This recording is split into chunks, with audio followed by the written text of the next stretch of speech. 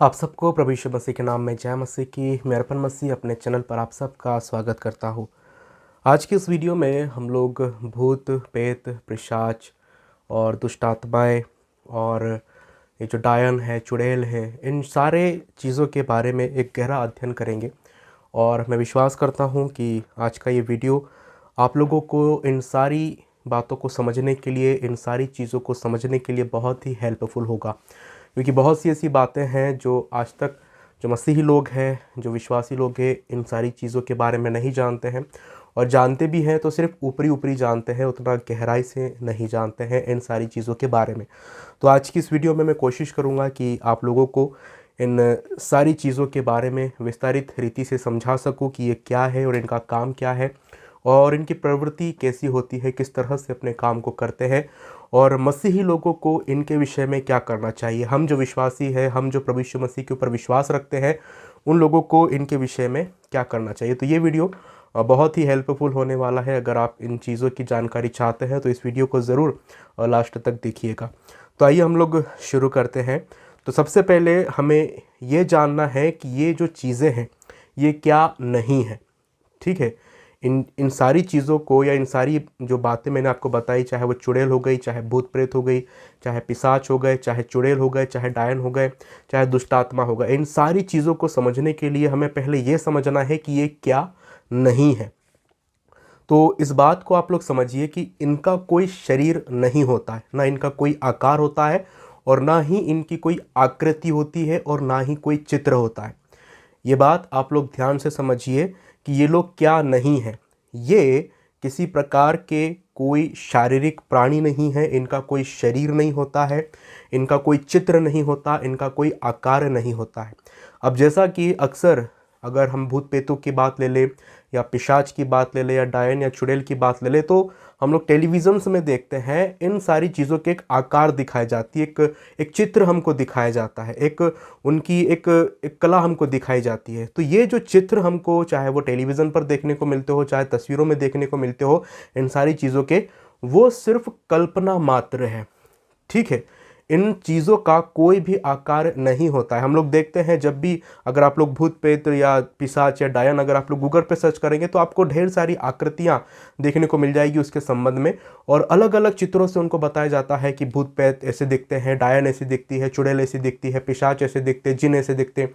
तो इन सारी चीज़ों के जो आकार है, जो चित्र है ना, जो दिखाए जाते हैं, चाहे टेलीविजन्स पे हो, चाहे तस्वीरों में हो, ये सारी चीज़ें काल्पनिक है ना। इनका वास्तविकता से कोई भी लेना देना नहीं है, दूर दूर तक।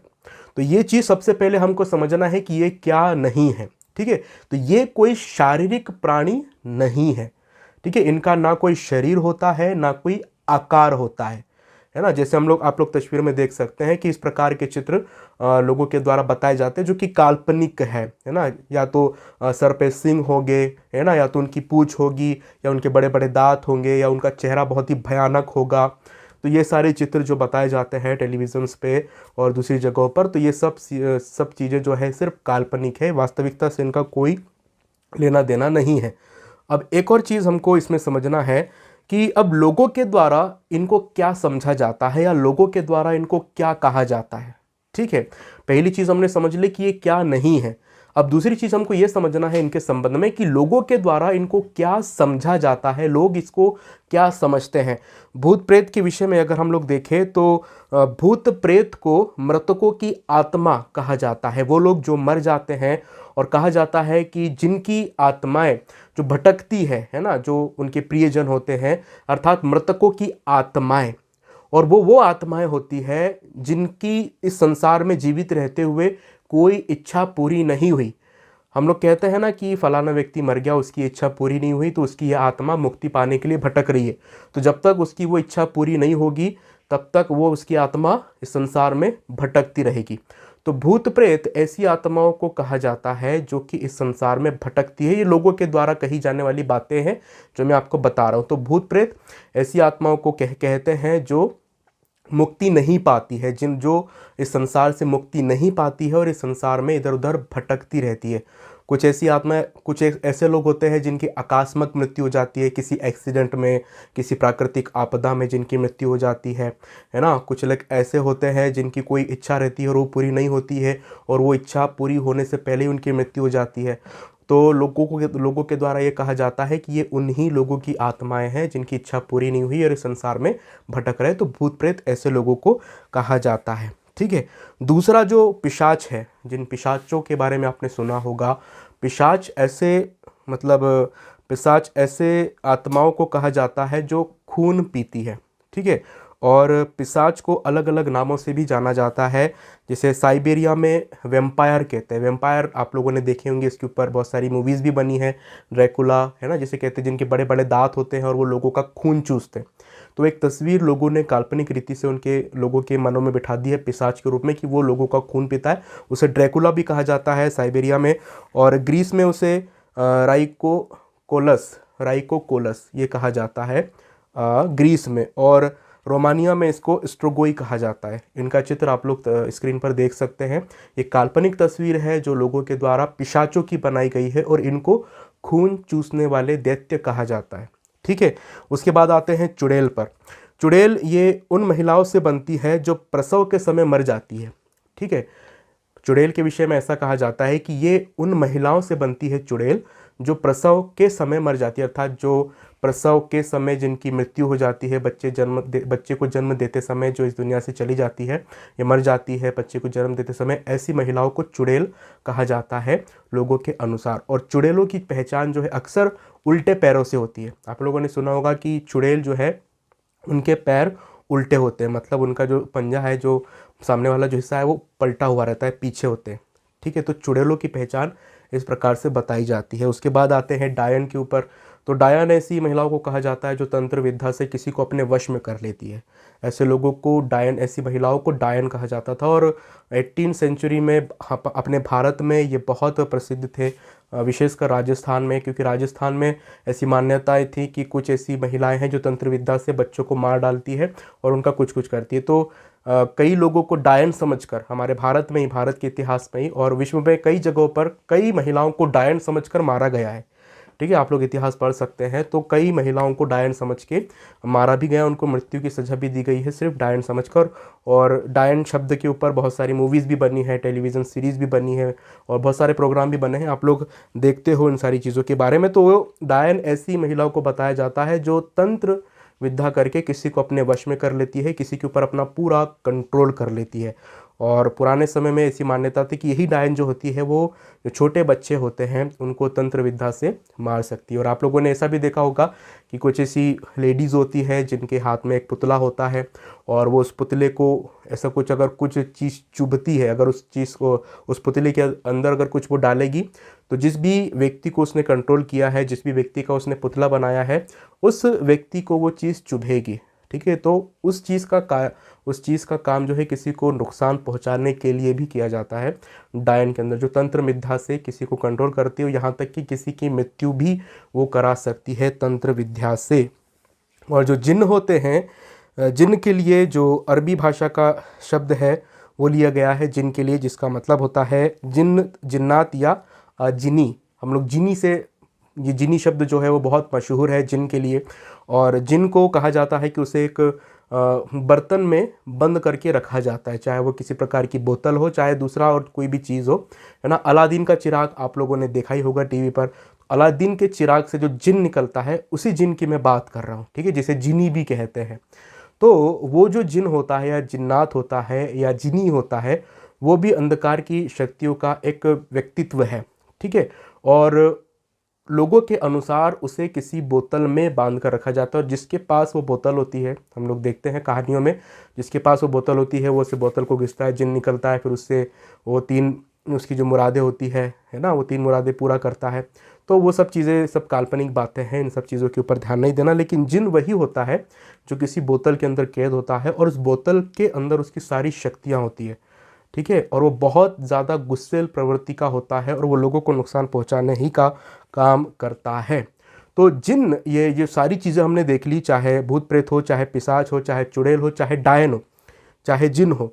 तो ये लोगों के प्रकार कही जाने वाली, या लोगों की ओर से इनको ये अलग अलग रूप उनको दिए गए, अलग अलग आकार उनको दिए गए, अलग अलग रूप से उनको देखा जाता है। ठीक है, लेकिन अब बाइबल इसके बारे में हमको क्या बताती है, इसे हमें समझना बहुत ज़रूरी है। ठीक, बाइबल के अनुसार, अगर हम बाइबल के अनुसार देखें, बाइबल हमको इसके विषय में इस प्रकार से बताती है कि ये एक आत्मिक प्राणी है। इनका कोई आकार नहीं होता, इनका कोई शरीर नहीं होता, इनका कोई चित्र नहीं होता है। ठीक है, इन्हें हम देख नहीं सकते हैं। समझिए आप लोग, इन भूत प्रेतों को, पिशाचों को, चुड़ैल को, जिन्न को, चाहे कोई भी चीज़ क्यों ना हो, अंधकार की शक्तियों में, उन लोगों को हम लोग कभी भी देख नहीं सकते। अब टीवी में जो भी तस्वीरें दिखाई जाती है आपको इन सारी चीज़ों की, ये सब कल्पना मात्र है। लोगों की सिर्फ कल्पना के अनुसार उन्होंने एक तस्वीर बनाई और उसको लोगों के सामने प्रस्तुत किया, विशेष रीति से मनोरंजन के लिए। और हम सभी लोग जानते हैं कि इससे पहले कि टेलीविज़न इस दुनिया में आते, इससे पहले लोगों को ख्याल भी नहीं था कि कोई पिशाच कैसा दिखता, कोई चुड़ैल कैसी दिखती और कोई क्या कैसा दिखता है। ये सब एक कल्पना है। ठीक है, और कल्पना ने वो चित्र दिए हैं लोगों को। ठीक है, तो इन सारी चीज़ों का कोई आकार नहीं होता है। एक वचन हम लोग देखते हैं लूका के सुसमाचार और उसके 24 अध्याय और उसके 39 वचन में, प्रभु यीशु मसीह ने वहाँ पर यह कहा था, जब प्रभु यीशु मसीह पुनरुत्थान के बाद अपने चेलों को दिखाई दिए, जब चेलों पर प्रकट हुए, तो प्रभु यीशु मसीह ने अपने चेलों से कहा कि मुझे छूकर देखो, है ना, कि मैं वही हूँ कि नहीं हूँ।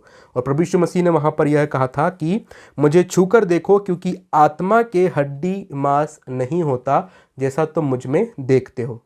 वहाँ पर प्रभु यीशु मसीह ने स्पष्ट कर दिया कि आत्मा के हड्डी और मांस नहीं होता है, जैसा कि हम लोग समझते हैं। लेकिन आत्मा का कोई हड्डी कोई मांस नहीं होता, उनका कोई शरीर ही नहीं होता है। वो एक आत्मिक प्राणी होता है। उनमें सोचने की शक्ति होती है, उसमें समझने की शक्ति होती है, उनमें महसूस करने की शक्ति है। जो भी एक मानवीय शरीर के अंदर जो भी भावनाएं होती है, जो भी इंद्रियां होती है, वो सारी चीज़ें उन दुष्टात्माओं के अंदर होती है। लेकिन उनका कोई शारीरिक, उनका कोई शरीर नहीं होता है। ठीक है, उनकी कोई देह नहीं होती है। वो आत्मिक प्राणी है जो दिखाई नहीं देते हैं। अब ये कौन है? ठीक है, ये जो सारी चीज़ें जो मैंने आपको बताई, ये कौन है? वास्तविकता में ये सारी ये जो बातें, जो सारे नाम उनको दिए गए हैं, चाहे पिशाच हो, चुड़ैल हो, दुष्टात्मा हो, भूत प्रेत हो, जिन्न हो, जिन्नात हो, जितने भी नाम दिए गए हैं, ये सब मनुष्यों के द्वारा दिए गए। ठीक है, बाइबल में अगर हम लोग देखें तो ये जो सारी चीज़ें हैं, ये वो दूत है जो स्वर्ग से गिराए गए थे। प्रकाशित वाक्य की पुस्तक और उसके 12 अध्याय के 9 वचन में इस प्रकार से लिखा हुआ है, मैं आप लोगों के सामने पढ़ना चाहूँगा। लिखा है, तब वह बड़ा अजगर अर्थात वही पुराना रूप, वही पुराना सांप जो इबलिस और शैतान कहलाता है और सारे संसार का भरमाने वाला है। समझिएगा, वो सारे संसार का भरमाने वाला है, पृथ्वी पर गिरा दिया गया और उसके दूत उसके साथ गिरा दिए गए। जब परमेश्वर के समक्ष उस दूत ने, जिसका नाम लूसीफर था, उसने जब विद्रोह किया, जब परमेश्वर के सम्मुख वो घमंड से भर गया, तो परमेश्वर ने उसे भूमि पर गिरा दिया। और यही नहीं, वो लूसीफर ही इस भूमि पर नहीं गिराया गया, उसके साथ साथ जितने लोगों ने, जितने दूतों ने उस लूसीफर का समर्थन दिया और जितने लोग उसके पक्ष में हो गए थे, उन सारे दूतों को परमेश्वर ने स्वर्ग से भूमि पर गिरा दिया। ठीक है, अब जब वो भूमि पर गिराए गए तो उनका कोई शारीरिक देह नहीं थी, वो आत्मिक रूप से इस पृथ्वी पर गिराए गए। ठीक है, शैतान भी आत्मिक रूप से इस पृथ्वी पर गिराया गया, उसका भी कोई शरीर नहीं है, और उसके जो दूत थे उनका भी कोई शरीर नहीं है जो इस पृथ्वी पर गिराए गए थे। ठीक है, तो ये जो सारी चीजें हैं, ये शैतान के साथ गिराए गए दूत हैं, है ना, जो इस पृथ्वी पर गिराए गए परमेश्वर के द्वारा। जब शैतान ने विद्रोह किया, लूसीफर ने विद्रोह किया, और जब परमेश्वर के सम्मुख से वो निकाल दिया गया, पृथ्वी पर फेंक दिया गया, उसके साथ वो दूत भी गिराए गए। और वही दूत जो है इस दुनिया में दुष्टात्माएं बनकर फिरते रहते हैं। ठीक है, अब एक चीज़ यहाँ पर हम लोग समझिए कि शैतान जो है वो सर्वसिद्ध नहीं है, और ना ही वो सर्वोपरि। सर्वोपरि से मतलब है कि वो सभी जगह पर नहीं रह सकता। ठीक है, वो सभी जगह पर उपस्थित नहीं रह सकता। शैतान के पास इतनी ताकत नहीं है कि वो सभी जगह पर उपस्थित रहे। जैसे हमारे परमेश्वर के वचन में लिखा हुआ है कि हमारे परमेश्वर की आंखें सब जगहों पर लगी रहती है, वैसा शैतान के साथ नहीं है। शैतान एक ही जगह पर उपस्थित रह सकता है और उस तक सारी खबरें पहुंचाने का काम कौन करता है? ये सारी दुष्ट आत्माएं करती है। ये उसका पूरा कम्युनिकेशन नेटवर्क है। सारी दुष्ट आत्माएं जो भूमि पर शैतान के साथ गिराई गई थी, ये सारी जो दुष्ट आत्माएं हैं, जो अशुद्ध आत्माएं हैं, ये शैतान का कम्युनिकेशन नेटवर्क है। और यही जो दुष्ट आत्माएं हैं, सारी बातें, लोगों की सारी बातें शैतान को बताने का काम करती है। ठीक है, अब आगे हम लोग इस चीज़ को समझिए कि अभी इतना तो आप लोग समझ गए होंगे कि ये क्या नहीं है और ये क्या है और कौन है। अब इनके कामों को हमें समझना जरूरी है कि ये लोग क्या काम करते हैं। हम विश्वासियों के जीवन में इनका क्या काम रहता है, लोगों के जीवन में इनका क्या काम रहता है। एक चीज़ हम लोग यहाँ पर समझिए दोस्तों कि शैतान ने, है ना, हमारी दुनिया के बाहर, मतलब इसी दुनिया में एक और दुनिया बनाई है। ठीक है, अब वो दुनिया जो हमको अपनी आंखों से दिखाई देती है, ठीक है, तो ये हमको ये अपनी दुनिया लगती है। लेकिन शैतान की दुनिया जो है वो हमारी आंखों से अदृश्य है। उसकी दुनिया को हम नहीं देख सकते। उसकी आत्माएं हर जगह पर उपस्थित रहती है। उसने इसी दुनिया में अपनी एक अलग दुनिया बनाई हुई है। ठीक है, और वो अपनी उस दुनिया में काम करता है। अदृश्य रूप से हमको दिखाई नहीं देता, लेकिन उसके काम इस दुनिया में होते रहते हैं। तो उसके कौन कौन से काम है जो इस दुनिया में होते हैं? सबसे पहला, मैं 3 प्रमुख कार्य उसके बताऊंगा जो वो इस संसार में करता है। सबसे पहला जो प्रमुख कार्य है शैतान का, वो है लोगों के मन में भ्रम पैदा करने का।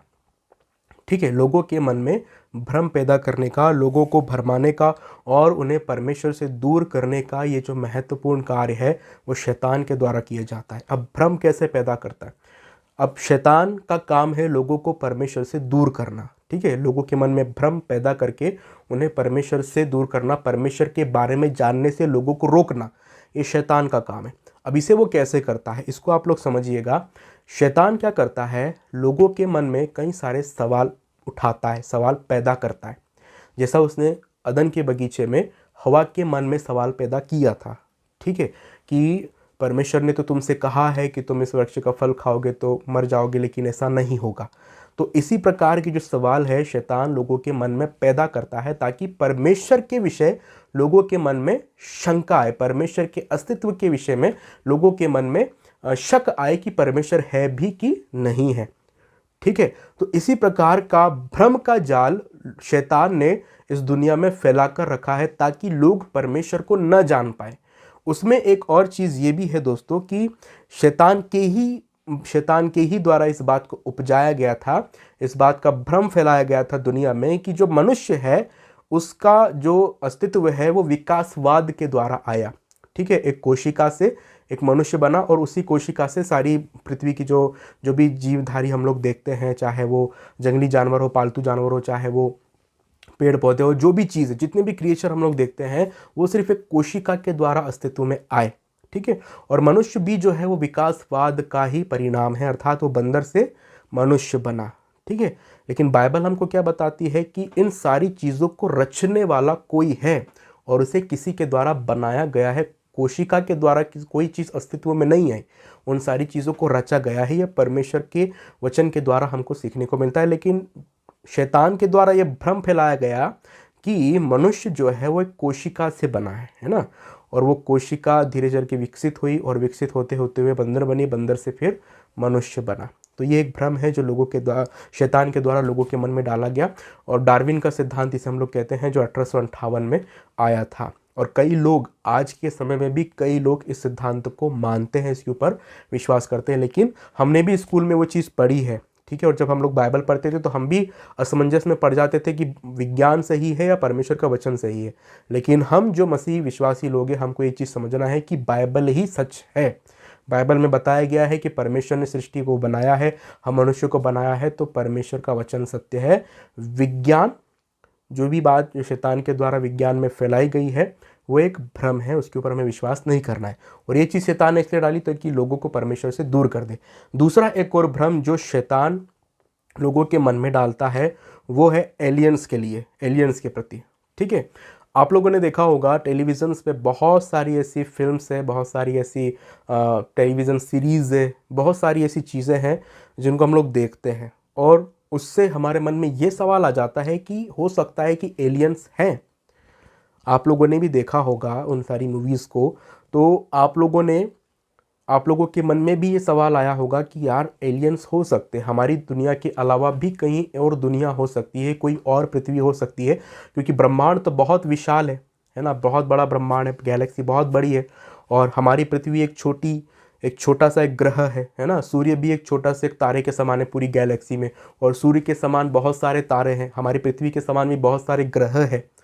ठीक है, तो लोगों के मन में शैतान ने क्या भ्रम डाला है कि हमारी पृथ्वी के समान भी और कोई पृथ्वी है जहाँ पर जीवन संभव है, लेकिन बाइबल इसका पूरी तरह से खंडन करती है।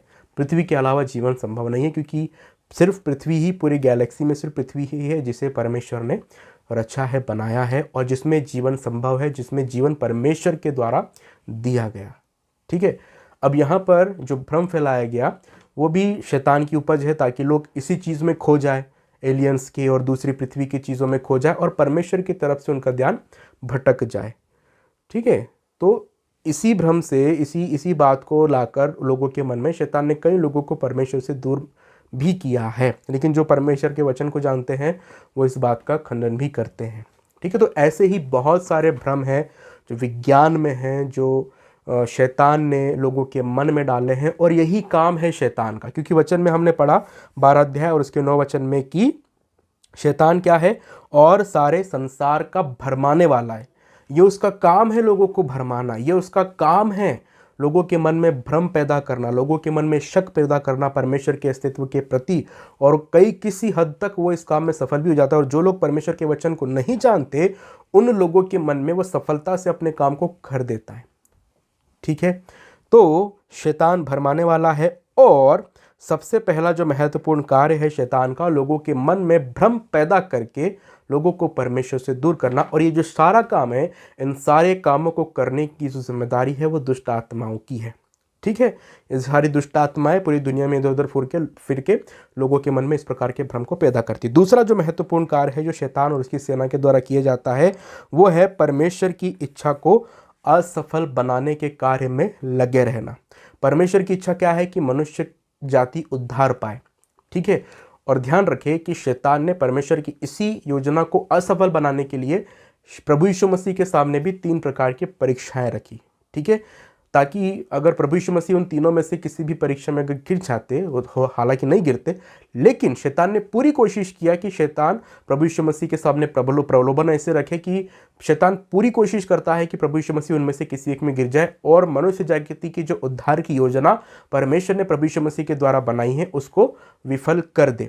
तो परमेश्वर की जो योजना है, परमेश्वर की जो इच्छा है, उसे असफल बनाने के काम में शैतान जो है पुरजोर कोशिश लगाता है, पूरी कोशिश करता है कि परमेश्वर की इच्छा को इस दुनिया में सफल ना होने दे। मनुष्य के उद्धार की जो योजना है परमेश्वर की, लोगों को बचाने की, लोगों के पापों से मन को फिराने की, लोगों के पश्चाताप करने की, लोगों को नया जन्म देने की जो परमेश्वर की जो योजना है, उस योजना को असफल बनाने के लिए शैतान अपनी पूरी कोशिश करता है, और कई हद तक उसमें सफल भी हो जाता है।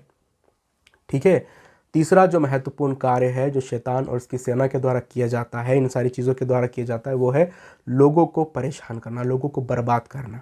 ठीक है, आप लोगों ने बाइबल में कई ऐसे उदाहरण पढ़े होंगे जिनमें हम लोग देखते हैं कि लोगों ने प्रभु यीशु मसीह ने लोगों के अंदर से दुष्ट आत्माओं को निकाला।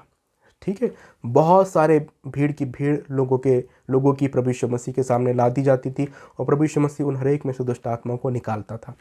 अब हम लोग यहाँ पर ध्यान दें कि वो जो दुष्ट आत्मा है लोगों के अंदर घुसकर उनको परेशान करती थी, उनको बीमारियों से ग्रसित कर देती थी। किसी को कुबड़ था, हम लोग देखते हैं लूका के सुसमाचार के 13 अध्याय में और उसके 16 वचन में, जहाँ पर एक लेडी है जिसको 18 वर्ष से कुबड़ निकला हुआ था, दुर्बल करने वाली आत्मा उसके अंदर समाई हुई थी, और उसने उसके शरीर पर कुबड़ लेकर आया था। एक व्यक्ति प्रभु यीशु मसीह के पास आता है जिसके अंदर गूंगी और बहरी करने वाली आत्मा समाई हुई थी, मतलब उस दुष्ट आत्मा ने उस व्यक्ति के लड़के को गूंगा और बहरा भी कर दिया था। एक और व्यक्ति प्रभु यीशु मसीह के पास अपने बेटे को लेकर आया था, जिसको वो जो दुष्ट आत्मा थी वो भूमि पर पटक देती थी, वो मिर्गी उसको लाती थी और भूमि पर उसे पटक कर उसको मरोड़ खा लाती थी। वो दुष्ट आत्मा के द्वारा किया जाता था। साथ ही साथ हम गिरासेनियों के प्रदेश के उन व्यक्तियों को देखते हैं जिनमें दुष्ट आत्माएं समाई हुई थी और जिनका चित्त ठिकाने पर नहीं था। वो बिना कपड़ों के इधर उधर घूमते रहते थे, उनके शरीर को घाव से वो करते थे, है ना, और उनको साकलों में भी बांध दिया जाता था, तो वो साकल तोड़ ताड़ के भाग जाते थे। मतलब उनके मानसिक विकृति कर देती है, मस्तिष्क को पूरी तरह से बिगाड़ देती है। तो शैतान का ये तीसरा महत्वपूर्ण कार्य है जो शैतान मनुष्यों के जीवन में करता है, वो ये है कि शैतान को मतलब मनुष्य को बर्बाद करना। मनुष्य को किस तरह से बर्बाद करना, चाहे बीमारी के द्वारा हो, चाहे मानसिक विकृति के द्वारा हो, चाहे और भी किसी के द्वारा हो। शैतान का काम है मनुष्य को पूरी तरीके से बर्बाद करना, परमेश्वर के अनुग्रह से लोगों को दूर करना, ताकि परमेश्वर की कृपा, परमेश्वर की भलाई लोगों तक ना पहुंचे और लोग इसी तरह से दुनिया में नाश हो जाए। ठीक है, तो ये सारे काम हैं जो शैतान के द्वारा इस दुनिया में किए जाते हैं, शैतान और इसकी सेनाओं के द्वारा इस दुनिया में किए जाते हैं। अब यहाँ पर एक चीज़ मैं आप लोगों को बताना चाहता हूँ कि हम लोग ये जो कहते हैं, ठीक है, कि मैंने अपने किसी प्रियजन की आत्मा को देखा, मैंने अपनी दादी की आत्मा को, अपनी नानी की, अपनी माँ की, है ना, या अपने पापा की, अपने परदादा की, तो ये चीज़ें जो अब हम बोलते हैं कि हमने इसकी आत्मा को देखा, ठीक है, तो ये परमेश्वर के वचन के अनुसार बिल्कुल भी पॉसिबल नहीं है कि आप अपने किसी भी प्रियजन की आत्मा को देखें। ये हो ही नहीं सकता। ठीक है, इस विषय को हम लोग अगली वीडियो में समझें कि बाइबल इसके विषय में क्या समझाती है। ठीक है, अभी आज की इस वीडियो के लिए इतना ही काफ़ी है। अगर इस विषय को आप लोग समझना चाहते हैं गंभीरता से, तो ज़रूर इस वीडियो को लाइक कीजिएगा, ताकि हम अगली वीडियो में आप लोगों को समझा सके कि ये जितनी भी चीज़ें हमको दिखती है, जो अलग अलग रूपों में जो आत्माएं हमको दिखती है, चाहे हमको कभी अपनी नानी की आत्मा दिख जाती है, हमको कभी परदादी की, कभी दादी की, कभी दादा की, कभी अपने मरे हुए पापा की, है ना, कभी मरे हुए बच्चे की, तो ये सब चीज़ें हमको दिखाई देती है, वो क्या है और परमेश्वर का वचन इसके बारे में हमको क्या सिखाता है, इस चीज़ को हम लोग अगली वीडियो में डिस्कस करेंगे। ठीक है, तो आज के लिए इतना काफ़ी है। मैं विश्वास करता हूँ कि आज का ये वीडियो आप लोगों के लिए बहुत ही हेल्पफुल रहा होगा। तो मैं विश्वास करता हूँ कि आज की इस चीज़ से आप लोग ये समझ गए होंगे कि भूत प्रेत, पिशाच, चुड़ैल, डायन, जिन्न और जितनी भी ये चीज़ें हैं, इनका कोई शरीर नहीं होता है। ठीक है, जो भी चित्र, जो भी इमेज दिखती है, ये सिर्फ कल्पना है, इसके अलावा कुछ भी नहीं है। वचन हमको बताता है कि ये जो है सिर्फ और सिर्फ दुष्ट आत्माएं हैं, जिनको अलग अलग नाम दिया गया है। ये वो दूत है जो लूसीफर के साथ पृथ्वी पर गिराए गए थे। इनके कामों के बारे में भी हम लोगों ने जान लिया कि ये क्या क्या काम करते हैं। वीडियो अगर अच्छा लगा हो, हेल्पफुल लगा हो, तो इस वीडियो को ज़रूर एक लाइक कीजिएगा और ऐसे ही वीडियो के लिए हमारे चैनल को ज़रूर सब्सक्राइब कीजिएगा, ताकि आने वाले समय में अलग अलग विषयों के ऊपर हम लोग अध्ययन कर सकें। और मैं पूरी कोशिश करूँगा कि आने वाले समय में जो भी शंकाएं हैं, जो भी सवाल आपके मन में हैं, उन सारे सवालों के जवाब परमेश्वर के वचन से आप लोगों के सामने मैं लेकर आ सकूँ। इस वीडियो को शेयर करना भी ना भूलिएगा। अगली वीडियो में आपसे फिर मिलेंगे, तब तक के लिए आप सबको जय मसीह की।